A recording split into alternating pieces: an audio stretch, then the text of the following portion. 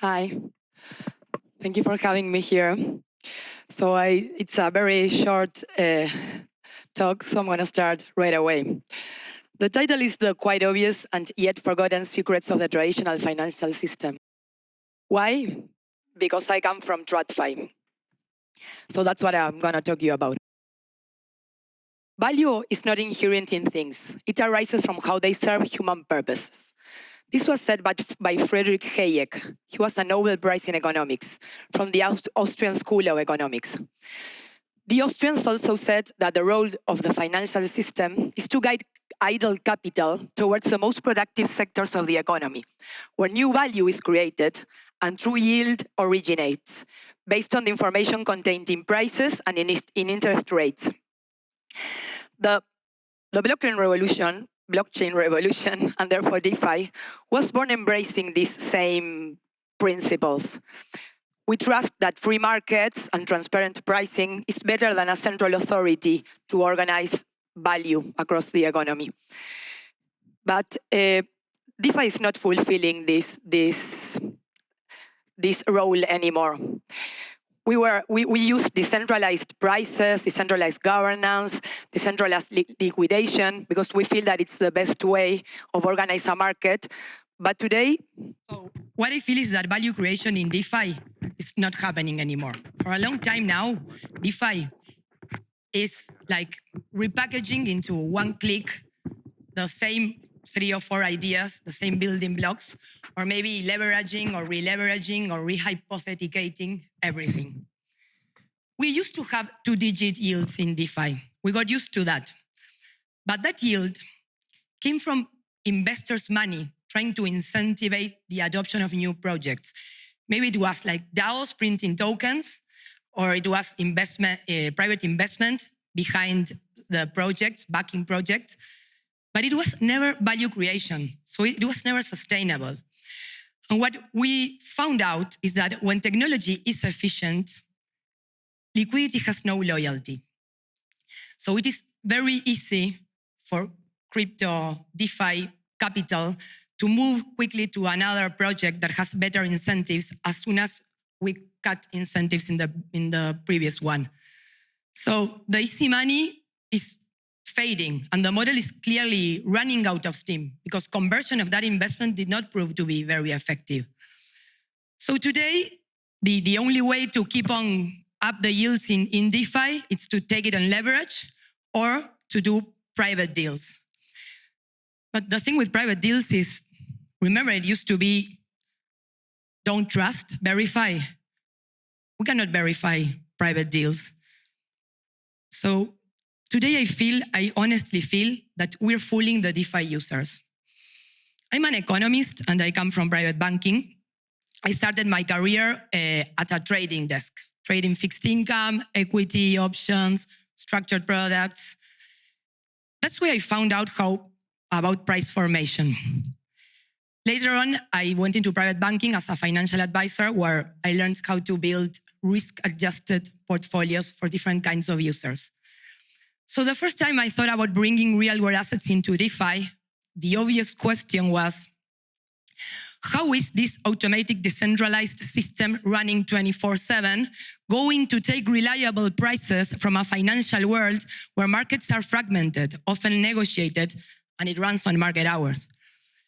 So I thought, okay, DeFi likes transparency, DeFi likes liquidity. Let's start by the most transparent and liquid assets, and then we see how we fill the blanks if we do market making or whatever. But I had 2 surprises in what's happening during the last months in DeFi. First of all, no one seems to care about this. I see assets with off-chain collateral trading at hard-coded $1 price, priced by the same issuers of the assets, as if it was always par. No one cares about valuating the off-chain collateral that is backing that token. And those tokens end up in lending markets where price dynamics that can trigger liquidations are the only protection that lenders have. So that's my first surprise. My second surprise is that the assets that we are choosing to bring on chain are the most illiquid and non-transparent assets we have on TradFi? The private loans. So everyone is bringing private loans on chain, private loan funds or CLOs.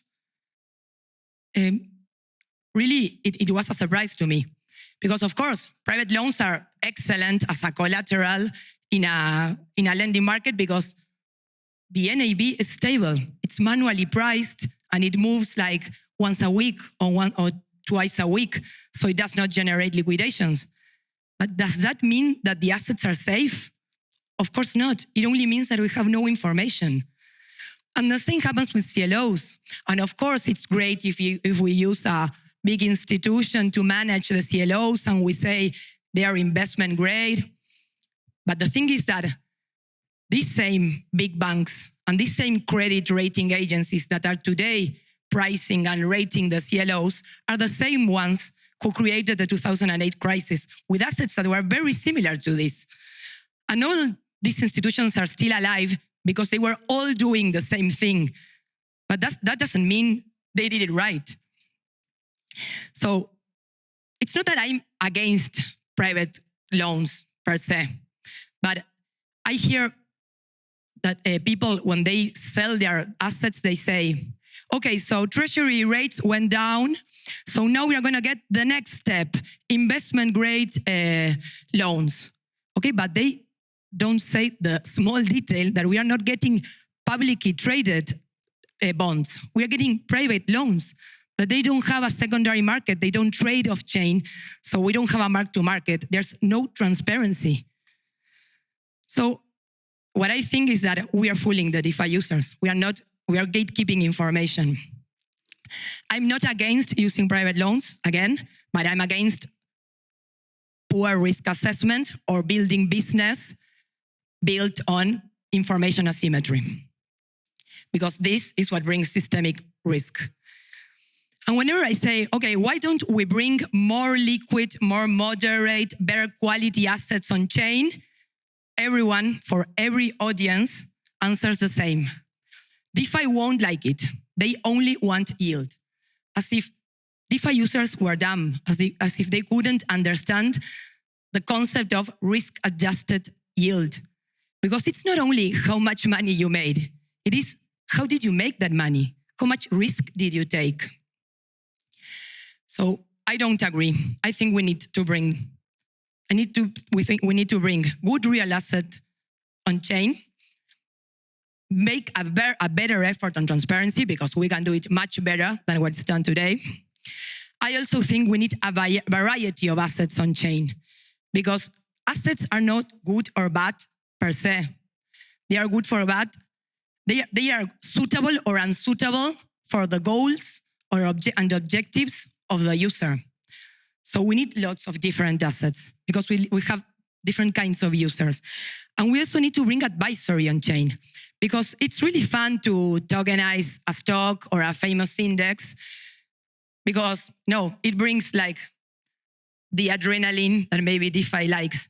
But we also need to bring balanced assets for all kinds of users. We need to help people make their decisions.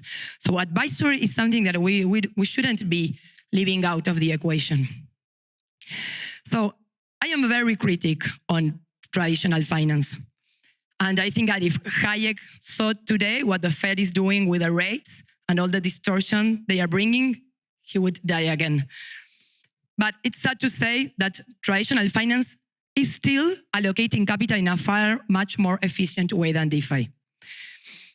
So for me, the roadmap is bringing more better and more transparent assets on chain, combining them to meet the real needs of our users, leverage technology and infrastructure built throughout these years because I really treasure that technology, build trust standards and education, and help the industry mature. So let's help DeFi replace TradFi together. Thank you.